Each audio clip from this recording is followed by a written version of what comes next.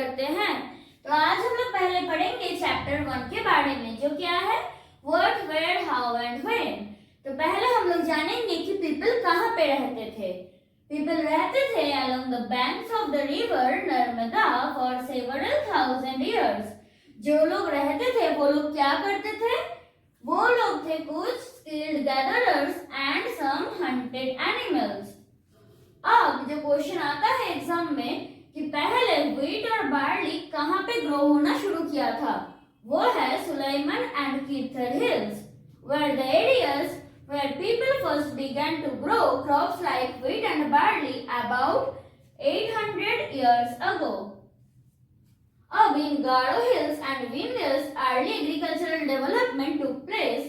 और राइस कहाँ पे पहले ग्रो हुआ था? In the north of Vindhyas।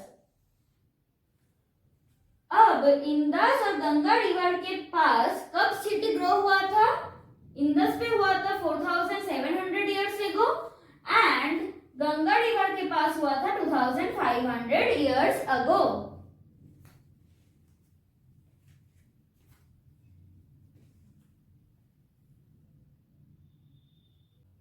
अब हम लोग जानेंगे नेम्स ऑफ द लैंड के बारे में, जो कि है इंडिया और भारत। तो इंडिया कहाँ से आया है? Indus, called Sindhu in Sanskrit. और ग्रीक्स और इरानियंस क्या बोलते थे इसको? बोलते थे हिंदोस और the Indos. And the land to the east of the river was called India. ये बहुत ही ज्यादा इंपॉर्टेंट है, याद रखना। और भारत किसके लिए यूज होता था? Used for a group of people who lived in the north west, who were mentioned in the Rigveda. कब? 3500 years ago।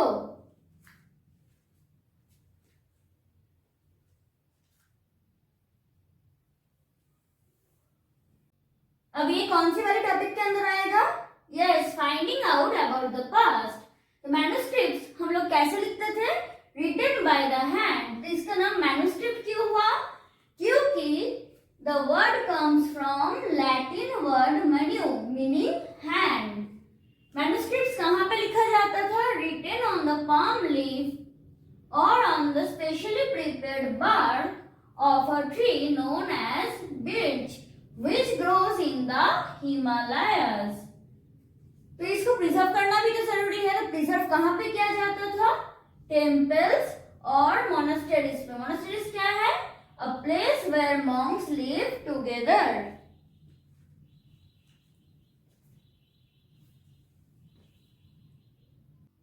अब हम लोग जानेंगे इंस्क्रिप्शंस के बारे में। तो ये कहाँ पे लिखा जाता है?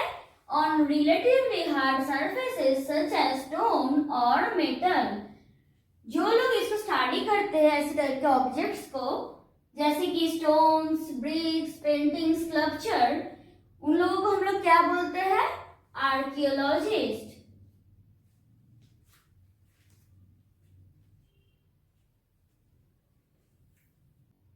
वन, पास्ट और मेनी। हम लोग यूज कर रहे हैं past, that is plural form. क्यों? क्योंकि वहां पे बहुत सारे लोग थे, बहुत सारे डिफरेंट कल्चर्स थे, डिफरेंट प्रोफेशंस थे, इसलिए हम लोग प्लूरल फॉर्म में यूज कर रहे हैं। अब what do dates mean? BC, वो क्या है? Before Christ. BCE, before common era.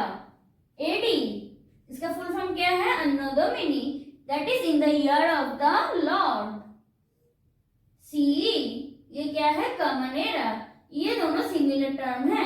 यहाँ पे हम लोग क्या यूज करते हैं? ईयर्स।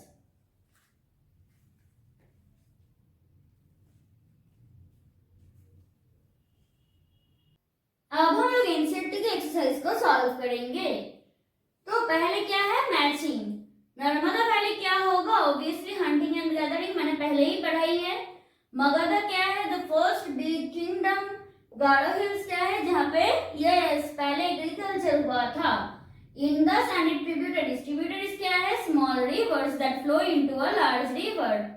तो यहाँ पे क्या हुआ था? फर्स्ट सिटी ग्रो हुआ था। कितने साल पहले? 4700 इयर्स अगो। गंगा वैली क्या है? Cities about 2500 years ago. और क्वेश्चन नंबर 2 में क्या है, मैन्युस्क्रिप्ट और इंस्क्रिप्शंस के बीच में जो फर्क है वो लिखना है। तो वो क्या होगा, मैंने ऑलरेडी पढ़ाई है दोनों चीज के बारे में। तो क्या होगा, एक है जो लीफ के ऊपर लिखा जाता है, एक उससे ज्यादा हट के ऊपर लिखा जाता है, वही है इसका मेन डिफरेंस। तो वहां से डायरेक्टली लिख लेना।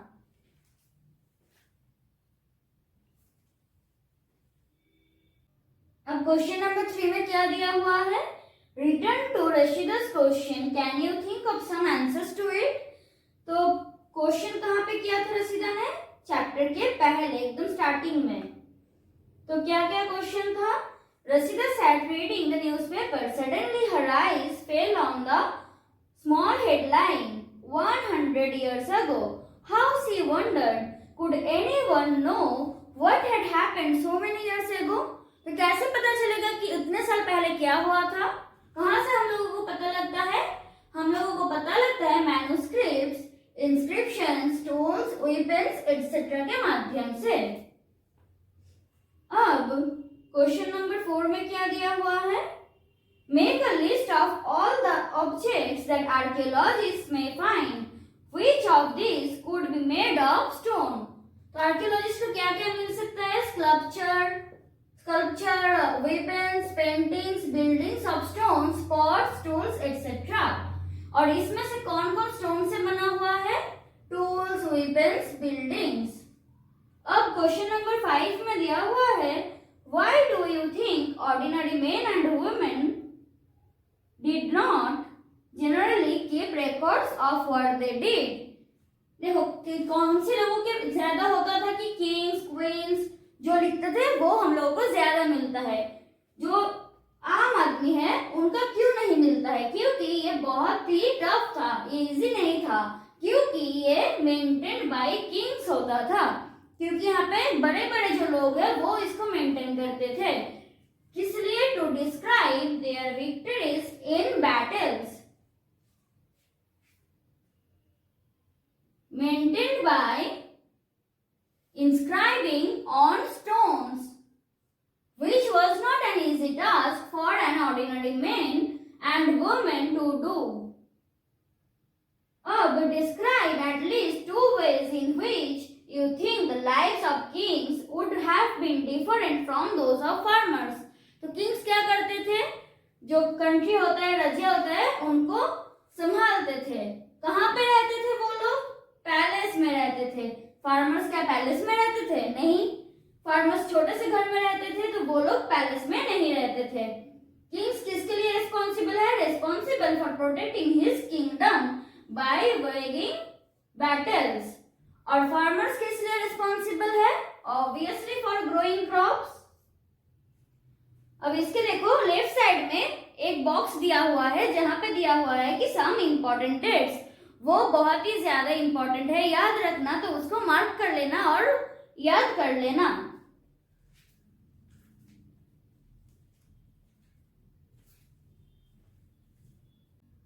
तो आज के लिए बस इतना ही, मिलते हैं नेक्स्ट क्लास में, तब तक के लिए बाय।